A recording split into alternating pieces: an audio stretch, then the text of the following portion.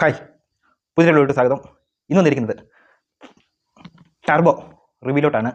Director Vaishakh, നേരത്തെ ചെയ്തിരിക്കുന്ന അറിയാമല്ലോ, മോൺസ്റ്റർ. ഇപ്പോൾ പിന്നെ തിരക്കഥ സ്ക്രിപ്റ്റ് എഴുതിയേക്കുന്ന മിഥുൻ മാനുവൽ തോമസ്. ഞാൻ പറയാം, തിരക്കഥയുടെ കാര്യം ഞാൻ പറയാം. നിർമ്മിച്ചേക്കുന്ന മമ്മൂട്ടി കമ്പനി അറിയാമല്ലോ, ഇപ്പം കുറേ നാളുകൊണ്ട് മമ്മൂക്കയുടെ സിനിമകളെല്ലാം പുള്ളി തന്നെയാണ് നിർമ്മിക്കുന്നത്.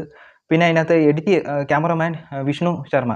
ആദ്യം തന്നെ മമ്മൂക്കയെ ഒന്ന് ഇൻട്രൊഡ്യൂസ് ചെയ്യാം. പുള്ളിക്ക് ഇപ്പോൾ 73 വയസ്സായി. അപ്പം പുള്ളിയുടെ ആ ഒരു പ്രായത്തിൽ നിന്നുകൊണ്ട്, അതായത് 73 വയസ്സെന്ന് പറയുമ്പം നമ്മുടെയൊക്കെ ഒരു സ്ഥലത്തൊക്കെ ഉള്ളവർക്ക് അല്ലെങ്കിൽ കട്ടിലേന്ന് എഴുന്നേൽക്കണമെങ്കിൽ ഒരാളും കൂടെ വേണം, അറിയാമല്ലോ. പിന്നെ മമ്മൂക്കയുടെയും അവരുടെയും ജീവിതശൈലി, അത് ലൈഫ് സ്റ്റൈലൊക്കെ വേറെയാണ്. മമ്മൂക്കയ്ക്കൊക്കെ ഓരോ ട്രെയിനറും ഇതേപോലെ മെനുവും ഇതൊക്കെ നോക്കുന്ന ഡോക്ടർമാരും എല്ലാം പണ്ട് തൊട്ടേ കാണും. അതനുസരിച്ച് ജീവിക്കുന്നതായിരിക്കും. പക്ഷേ അത് ഞാൻ ഇവിടെ പറയുന്നില്ല. പുള്ളിക്ക് 73 വയസ്സുണ്ട്. 73 വയസ്സിൽ പുള്ളി കാണിക്കുന്ന കുറച്ച് പുള്ളി ആക്ഷൻ ചെയ്യുന്നത് അത് കാണിക്കുന്ന ഒരു വലിയ കാര്യം തന്നെയാണ്. കാരണം ഇതിനകത്ത് എല്ലാം ഒന്നും പുള്ളി ചെയ്തിട്ടുണ്ടെന്ന് പറഞ്ഞാൽ ഞാൻ വിശ്വസിക്കുന്നില്ല. കാരണം നമ്മൾ പടം കണ്ട് കുറച്ച് ഡൂപ്പിനെ ഉപയോഗിച്ചിട്ടുണ്ട്, ഏറെക്കുറെ ഡൂപ്പിനെ ഉപയോഗിച്ചിട്ടുണ്ട്. പിന്നെ മമ്മൂക്കയും ചെയ്തിട്ടുണ്ട്. ഞാൻ അതിനെപ്പറ്റിയൊന്നും പറയുന്നില്ല. പുള്ളി ഈ ഒരു പ്രായത്തിൽ പുള്ളി കാണിക്കുന്നതെന്ന് പറഞ്ഞാൽ അത് വലിയൊരു ധൈര്യം തന്നെയാണ്. ഇത്രയും ക്ലിയർ ആയില്ലേ? ഇനി പറയാൻ പോകുന്നത് എൻ്റെ ഒരു പേഴ്സണൽ അഭിപ്രായമായിരിക്കും. സിനിമ എനിക്കൊരു ആവറേജ് ഒരു പടമായിട്ടാണ് തോന്നിയത്. അതിന് കാരണമുണ്ട്, ഞാൻ പറയാം. ഈ പടം തുടങ്ങുന്നതെന്ന് പറഞ്ഞാൽ ഒരു ലോങ് ഷോട്ടിൽ, ഒരു തമിഴ്നാട്ടിൽ നിന്നുള്ളൊരു ഷോട്ട്, തമിഴ്നാട്ടിലുള്ളൊരു കഥ വെച്ചാണ് തുടങ്ങുന്നത്. ലോങ് ഷോട്ടിൽ ദീപാവലിയുടെ ഒരു ഇത് വെച്ചാണ് തുടങ്ങുന്നത്. പണ്ട് തൊട്ടേ കണ്ട് മറന്ന് വരുന്ന ഒരു സ്റ്റോറി. അത് മലയാളത്തിലായാലും തെലുങ്കിലായാലും തമിഴിലായാലും അങ്ങനെയൊക്കെയുള്ള, മലയാളത്തിൽ അങ്ങനെ കുറവാണ്, തമിഴിലും തെലുങ്കിലുമാണ് കൂടുതലും ഇതുപോലെ കൊമേഴ്ഷ്യൽ പടങ്ങളിൽ ഇത് വന്നിട്ടുള്ളത്. ഈ തുടക്കത്തിൽ ഒരു കൊലപാതകം കാണിക്കുന്നു, അപ്പോഴേ അറിയാം ഇത് ഈ ബേസ് ചെയ്തായിരിക്കും പടം പോകുന്നത്. എനിക്ക് തോന്നിയ കാര്യമാണെന്ന് പറഞ്ഞാൽ ഇത് ഈ ബേസ് ചെയ്തായിരിക്കും പടം പോകുന്നത്. പിന്നെ നേരെ വരുന്നത് ഇടുക്കിയിലോട്ടാണ്. നമ്മുടെ ടർബോ ജോസ് മമ്മൂക്കയുടെ കുറച്ച് ആൾക്കാരിൽ നിന്ന് കാര്യം പറയുന്നത്. അത് മമ്മൂക്കയുടെ കുറച്ച് കാര്യങ്ങളൊക്കെ ഇരുന്ന് പറഞ്ഞ്, പുള്ളി എന്ന് പറഞ്ഞാൽ ഒരു അമ്മയെ അനുസരിച്ച്, എന്ന് വെച്ചാൽ നാട്ടുകാരുടെ മുന്നിൽ ഒരു അടിയും പിടിയൊക്കെ ആയിട്ട് നടക്കുന്ന ഒരു ക്യാരക്ടറാണ്. അപ്പോൾ ഇവിടെ പുള്ളിയുടെ അമ്മയ്ക്കാണെങ്കിൽ ഇതേപോലെ അടിയും പിടിയിലൊന്നും ഏർപ്പെടുന്നതൊന്നും ഇഷ്ടമല്ല. അമ്മയായിട്ട് അഭിനയിക്കുന്നത് ബിന്ദു പണിക്കരാണ്. ബിന്ദു പണിക്കർ എന്ന് പറഞ്ഞാൽ അറിയാം, പണ്ട് വാത്സല്യത്തിൽ മമ്മൂക്കയുടെ പെങ്ങളായിട്ട് വന്നതാണ്. ഇപ്പോൾ ഇതിനകത്ത് മമ്മൂക്കയുടെ അമ്മയായിട്ട് എനിക്കത്ര സ്യൂട്ടായിട്ട് ആദ്യമായിട്ടായതുകൊണ്ടായിരിക്കും, അത് കുഴപ്പമില്ല. പുള്ളിക്കാരി, അതായത് ബിന്ദു പണിക്കർ, പുള്ളിയുടെ ജോലി നല്ല രീതിയിൽ ചെയ്തിട്ടുണ്ട്. പിന്നെ ഇനി അകത്തുനിന്ന് കഥ എങ്ങനെയെങ്കിലും പോകണമല്ലോ, അതായത് തമിഴ്നാട്ടിലാണ് കഥ നടക്കുന്നത്. തുടക്കത്തിൽ നമുക്ക് മനസ്സിലാവും. പിന്നെ പുള്ളി എങ്ങനെയെങ്കിലും തമിഴ്നാട്ടിലോട്ട് എത്തിക്കണം. അതിനുള്ള കുറച്ച് പരിപാടികളൊക്കെ ഇതിനകത്ത് കാണിച്ചു വെച്ചിട്ടുണ്ട്. അത് കുറേ കാര്യങ്ങളൊക്കെ ഓടിച്ച് ഇങ്ങനെ കാണിച്ചു വെച്ച് ഇങ്ങനെ പോയിട്ട് അത് പുള്ളിയെ എങ്ങനെയെങ്കിലും തമിഴ്നാട്ടിൽ എത്തിച്ച്, പിന്നെ അവിടെയാണ് നമ്മുടെ രാജ് റെഡ്ഡി, അതായത് കന്നഡക്കാരനാണ് തോന്നുന്നു, ഒരു മൊട്ടത്തലയൻ. പുള്ളിയാണ് ഇതിനകത്ത് വില്ലനായിട്ട് വന്നേക്കുന്നത്. അതിനകത്ത് പിന്നെ അഞ്ജന ജയപ്രകാശ്, ഇതിനകത്ത് വേറൊരു ഇതുണ്ട്, ശബരീഷ്, അതായത് ജെറിയുടെ ഒരു ലവറായിട്ടാണ് ഇതിനകത്ത് കാണിച്ചിരിക്കുന്നത്. അങ്ങനെ അതുമായിട്ട് ബന്ധപ്പെട്ടാണ് കഥ ഇങ്ങനെ പകുതി വരെ പോയിക്കൊണ്ടിരിക്കുന്നത്. അതൊക്കെ ഒരു വല്ലാത്ത എനിക്ക് കണ്ടപ്പം തന്നെ എനിക്കതൊരു ഒരു സ്റ്റോറി ആയിട്ടാണ് അത്രയും ഭാഗം കണ്ടത്. എനിക്കൊരു ഒരു തട്ടിക്കൂട്ട് സ്റ്റോറി ആയിട്ടാണ് അവിടെ പോയിട്ടുള്ളത്. ഈ ഒരു സിനിമകളുടെ പേരൊക്കെ ഒന്ന് ഓർത്ത് വെച്ചോണേ: തെറി, KGF, വിക്രം, കൈദി. ഈ സിനിമകളൊക്കെ ഒന്ന് മനസ്സിലേക്ക് വെച്ചോ, ചുമ്മാ ഇരിക്കട്ടെ. ഇതിൻ്റെ ബാക്കി പറയുമ്പോൾ അതിനകത്ത് ഡീറ്റെയിൽ ആയിട്ട് വന്നോളൂ. Fight master. ഇതിനകത്ത് ഫൈറ്റ് എന്ന് പറഞ്ഞാൽ ഇതിനകത്ത് 6-7 ഫൈറ്റ് ഉണ്ട്. അതിനകത്ത് ഫൈറ്റ് എന്ന് പറഞ്ഞാൽ എനിക്ക് തോന്നിയ കാര്യങ്ങൾ ഞാൻ പറയാം. ഇതിനകത്ത് ആദ്യം തൊട്ടുള്ള ഫൈറ്റിൻ്റെ കാര്യം പറയാം. ആദ്യം തൊട്ടൊരു പള്ളി പെരുന്നാളിൻ്റെ ഫൈറ്റ് ഉണ്ട്. അത് എനിക്ക് അത്ര രസിച്ചില്ല.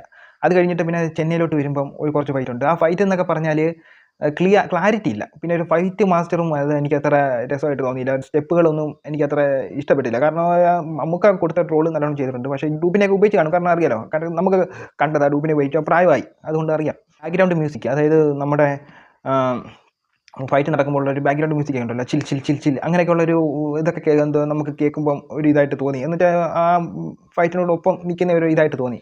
പിന്നെ ഒരു പോലീസ് സ്റ്റേഷനിലൊരു ഫൈറ്റ് ഉണ്ട്. പോലീസ് സ്റ്റേഷനിലെ ഫൈറ്റ് നമുക്ക് ക്രിയേറ്റ് ചെയ്ത് വെച്ചേക്കുന്ന കൊള്ളാം. കാരണം അതിനകത്ത് ഉള്ള ഒരു ഫൈറ്റ് നടക്കുന്നത് എനിക്ക് അത്ര രസമായിട്ട് എനിക്ക് തോന്നിയില്ല. കാരണം എന്ന് പറഞ്ഞാൽ എന്തൊക്കെയോ കാണിക്കണം, അതായത് സ്പീഡ് മോഷൻ പുള്ളി എന്ന് വെച്ചാൽ എന്തൊക്കെയോ, നമ്മളിപ്പോൾ കുറേ ആൾക്കാർ കൂട്ടം കൂടി നിൽക്കുന്നതിനകത്ത് ഒരു മൊബൈൽ ക്യാമറ എടുത്തുകൊണ്ട് വന്ന് വട്ടം കറക്കി കണ്ടേ, ഇതേപോലെ എന്തെങ്കിലുമൊക്കെ കാണിച്ചു കഴിഞ്ഞാൽ ആർക്കെങ്കിലും വ്യക്തമാകുമോ? ഇതിനകത്ത് ഫൈറ്റിംഗ് കാണിച്ചു വെച്ചേക്കുന്നത് അതുപോലെ ഒന്നും വ്യക്തമാകുന്നില്ല. ചില സീനുകളൊന്നും വ്യക്തമാകുന്നില്ല. ചിലപ്പോൾ മമ്മൂക്കയുടെ ആ ഒരു ഇത് വെച്ച് മറക്കുന്നതായിരിക്കാം, അത് സ്പീഡ് മോഷൻ കാണിച്ച് മറക്കുന്നതായിരിക്കാം. പക്ഷേ അതെനിക്ക് അത്ര ഫൈറ്റിൻ്റെ എടുത്തേക്കുന്ന ആ ഒരു രീതി ഇഷ്ടപ്പെട്ടിട്ടില്ല. പിന്നെ ലാസ്റ്റ് ഒരു ഫൈറ്റ് ഉണ്ട്, അത് ഞാൻ പറയാം. അതിന് മുമ്പ് ഇതിനകത്ത് ഒരു മേക്കിംഗ് സ്റ്റൈലുണ്ട്. മേക്കിംഗ് സ്റ്റൈൽ എന്ന് പറഞ്ഞാൽ വൈശാഖിൻ്റെ സെക്കൻഡ് ഹാഫ് കഴിഞ്ഞിട്ടൊരു മേക്കിംഗ് സ്റ്റൈലുണ്ട്. ഫസ്റ്റ് ഹാഫിലുള്ള ഒരു മേക്കിംഗ് സ്റ്റൈൽ അത്ര ഇതായിട്ട് വന്നില്ല. സെക്കൻഡ് ഹാഫിലാണ് പുള്ളി കൂടുതലും ക്രിയേറ്റിവിറ്റി കാണിക്കാൻ തുടങ്ങിയത്. അതിനകത്ത് ക്യാമറ കൊണ്ട് ആ സ്റ്റെയറിൻ്റെ അവിടുന്ന് എന്തോ മേപ്പോട്ട് പോകുന്നൊരു ഷോട്ടൊക്കെ ഉണ്ട്. അതൊക്കെ നല്ല രീതിയിൽ എടുത്തിട്ടുണ്ട്. പിന്നെ കൂടുതലും ഇങ്ങനെ തല തിരിഞ്ഞാണ്ട് ഇതേപോലെ തല തിരിഞ്ഞ് വരുന്ന കുറച്ച് ഷോട്ടുകൾ ആഡ് ചെയ്തിട്ടുണ്ട്. അത് എനിക്ക് ആ ഷോട്ടൊക്കെ എനിക്ക് നല്ലോണം ഇഷ്ടപ്പെട്ടു. പിന്നെ ആക്ട്രസ് ആയിട്ട് വന്നത്, അതായത് അഞ്ജന ജയപ്രകാശ്, പുള്ളിക്കാരി കുഴപ്പമില്ല, അത്ര വെറുപ്പിച്ചിട്ടില്ല, കുഴപ്പമില്ലെന്നേ എനിക്ക് തോന്നിയിട്ടുള്ളൂ. എക്സ്പ്രഷനൊക്കെ ഇനിയും വരാനുണ്ട്. പിന്നെ പുഷ്പയുടെ വില്ലൻ സുനിൽ ഇതിനകത്ത് ഒരു കോമഡി റോൾ ചെയ്തിട്ടുണ്ട്. എനിക്ക് അതും ഒരു എനിക്കത്ര രസമായിട്ട് തോന്നിയില്ല. പിന്നെ അവസാനം ഒരു ഫൈറ്റ് ഉണ്ട്, അവസാനത്തെ ഒരു ഫൈറ്റ് ഉണ്ട്. അതായത് നമ്മുടെ ഞാൻ നേരത്തെ പറഞ്ഞ സിനിമകളൊക്കെ ജയിലറിൻ്റെ കാര്യം വിട്ടുപോയി. ജയിലർ, പിന്നെ അതിന് മുമ്പ് വിക്രത്തിനകത്ത് ഒരു ഫൈറ്റ് എന്താ വെച്ചാൽ, ഈ വൈശാഖ് എന്ന് പറയുന്നത് എനിക്കൊന്ന് ലോകേഷിൻ്റെ ഫാനാന്ന് തോന്നുന്നു. ലോകേഷിൻ്റെ സിനിമ അതേപോലെ എടുത്ത് ചില ഷോട്ടൊക്കെ ചില സീനൊക്കെ അതേപോലെ എടുത്ത് വെച്ചിട്ടുണ്ട്. അതായത് വിക്രത്തിനകത്ത് ഒരു കാർ ചേസിംഗ് ഒക്കെ ഉണ്ടല്ലോ, ലോകേഷിൻ്റെ സ്ഥിരം മാസ്റ്റർ പീസ്, അത് ഇതിനകത്ത് എടുത്ത് വെച്ചിട്ടുണ്ട്. പക്ഷേ അത് എനിക്ക് അത്ര രസമായിട്ട് തോന്നിയില്ല. അത് കാരണം നമുക്ക് എടുത്ത ഷോട്ട് തന്നെ റിപ്പീറ്റ് ചെയ്ത് ഷോട്ട് കയറ്റിയിട്ടുണ്ട്. അത് വൈശാഖ് അത് പണിയാൻ നോക്കി, പക്ഷേ അത് ഏറ്റില്ലെന്ന് എനിക്ക് തോന്നുള്ളൂ. ആ ഒരു റേസിംഗ് ആയിട്ടുള്ള കുറച്ച് സീൻ കാണിക്കുന്നുണ്ട് ലോകേഷിൻ്റെ കൂട്ട്, അത് ഏറ്റില്ലെന്ന് പറഞ്ഞാൽ ആ വിക്രത്തിൻ്റെയും ലിയോയും കൈദിയൊക്കെ കണ്ടിട്ട് ഈ ഒരു സിനിമ കാണുമ്പോൾ നമുക്ക് മനസ്സിലാവും അത് ഏറ്റിട്ടില്ലെന്ന്. പിന്നെ അവസാനത്തെ ഫൈറ്റിൽ വിക്രത്തിൻ്റെ വില്ലൻ്റെ കുറച്ച് ഇതൊക്കെ ഉണ്ട്. കാരണം നമ്മുടെ ജയിലറിനകത്ത് വിനായകൻ ചെയ്യുന്നതിലോട്ട് ഒരു കൊല ചെയ്യുന്ന കുറച്ച് കാര്യമുണ്ട്. അതുപോലെ പുള്ളിക്ക് ഇതിനകത്ത് ഒരു മാസ്റ്റർ പീസ് ആയിട്ട് ഉണ്ട്.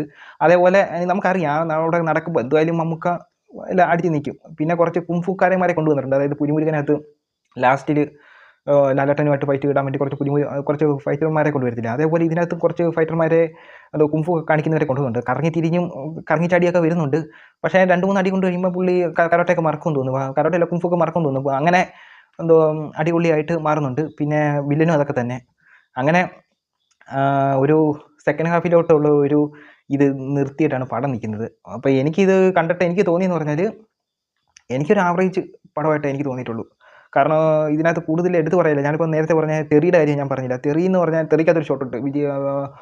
അതായത് വിജയുടെ എൻട്രി, വിജയകുമാറിൻ്റെ ഒരു എൻട്രി ഉണ്ട്. പോലീസ് സ്റ്റേഷനിൽ വന്ന് വണ്ടി കറക്കി നിർത്തുന്നത്, അവിടെ വെച്ച് കറക്കി നിൽക്കുക. അതേപോലെ സെയിം അത് തന്നെ ആ ഷോട്ട് അതേപോലെ കാണിച്ചിട്ടുണ്ട്. പിന്നെ KGF 2-നകത്ത് യാഷിനെ കാണിക്കുന്ന ഒരു സീനുണ്ട്. ഹെലികോപ്റ്ററിൽ വന്ന് ഇറങ്ങി വരുന്നത്, അത് സെയിം അത് തന്നെ. ഹെലികോപ്റ്റർ ആണെന്നൊന്നും എനിക്കറിയത്തില്ല. അതേ സെയിം ഹെലികോപ്റ്ററൊക്കെ തന്നെ സെയിം അത് തന്നെ. ആ ഒരു ഷോട്ട് അതേപോലെ തന്നെ കാണിച്ചു വെച്ചിട്ടുണ്ട്. പിന്നെ വിക്രം, പിന്നെ ഇതേപോലെ എന്ത് പറയുന്നത്, ഈ ജയിലർ, ഇതേപോലെയുള്ള കുറച്ച് കാര്യങ്ങൾ കയറ്റി കുറേ വിദേശ ഭാഷകളിലുള്ള ഫൈറ്റുകളും ഇതുപോലത്തെ കാര്യങ്ങളൊക്കെ ചേരുവെല്ലാം ചേർത്ത് ഇറക്കിയ ഒരു പടം, തട്ടിക്കൂട്ടൊരു പടം.